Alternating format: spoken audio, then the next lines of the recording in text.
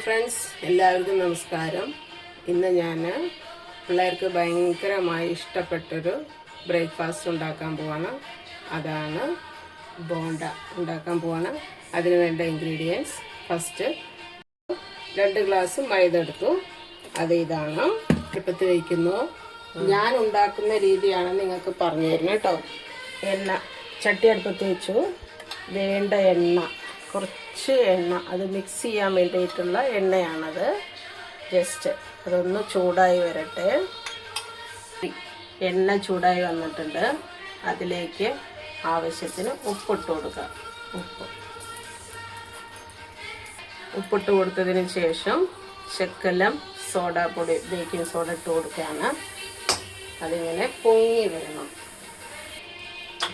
നന്നായി പൊങ്ങി വന്നിട്ടുണ്ട്. അതിനുശേഷം നമ്മൾ എടുത്ത് വെച്ച മൈദയിലേക്ക് ഒഴിച്ചിട്ട് നമ്മളിനി നന്നായിട്ട് മിക്സ് ചെയ്യണം. എണ്ണയും ഉപ്പ് സോഡാപ്പൊടി എല്ലാം മിക്സ് ചെയ്ത് ഇത് ഓയിൽ ഇട്ടത് അത് മൈദയിലേക്ക് ഇട്ട് നമ്മൾ നന്നായിട്ട് അതൊന്ന് മിക്സ് ചെയ്യാം. 2 ഗ്ലാസ് മൈദയിലേക്ക് നമ്മൾ 1 ഗ്ലാസ് കട്ട തൈരാണ് അത് ഒഴിച്ച് കുറേശ്ശെയായി മിക്സ് ചെയ്യുക. ചൂടുവെള്ളം ഒഴിച്ചിട്ടുണ്ട്.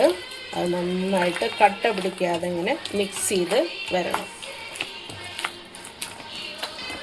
ഇതിൽ പച്ചവെള്ളം ഒഴിക്കാൻ പാടില്ല, ചൂടുവെള്ളമാണ് ഒഴിക്കേണ്ടത്. അപ്പോൾ അത് ആവശ്യത്തിന് ചൂടുവെള്ളം ഇതിലൊഴിച്ചു കൊടുത്ത് നന്നായിട്ട് മിക്സ് ചെയ്യണം. ഇതിലേക്ക് കുറച്ച് ജീരകം ഇട്ട് കൊടുക്കുകയാണ്. കുറച്ച് മതിയേ. ജീരകം ഇട്ട് കൊടുത്തിട്ട് നന്നായിട്ട് മിക്സ് ചെയ്യാം. അപ്പോൾ നമ്മളിത് ബജ്ജി ഉണ്ടാക്കാൻ വേണ്ടി കുഴച്ച് റെഡി ആയിട്ടുണ്ട്. അപ്പോൾ മാവ് ഈ പരിഭവമാവണം. നമ്മൾ കുഴച്ച് ഇങ്ങനെ വരണം. അപ്പോഴാണ് ഇതിൻ്റെ കറക്റ്റ് പാകം.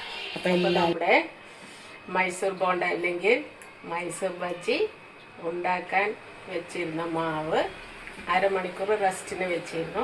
അത് നമുക്ക് നോക്കാം ഇപ്പോൾ. ഓക്കെ, വരും. അപ്പോൾ അരമണിക്കൂർ വെച്ച മാവ് പൊങ്ങി വന്നിട്ടുണ്ട്. അപ്പം നമുക്കത് ഉണ്ടാക്കാം.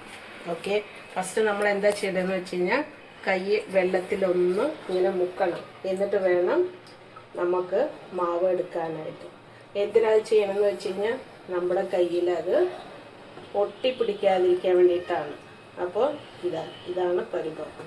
അപ്പോൾ നമ്മുടെ എണ്ണ തിളച്ച് വന്നിട്ടുണ്ട്. അപ്പോൾ നമുക്ക് ഉണ്ടാക്കാം. ഓക്കെ, വരും.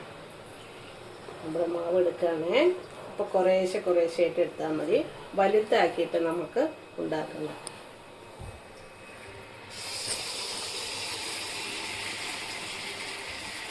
ഇപ്പോൾ മൈസൂർ ബോണ്ട എല്ലാവരും ഉണ്ടാക്കണം.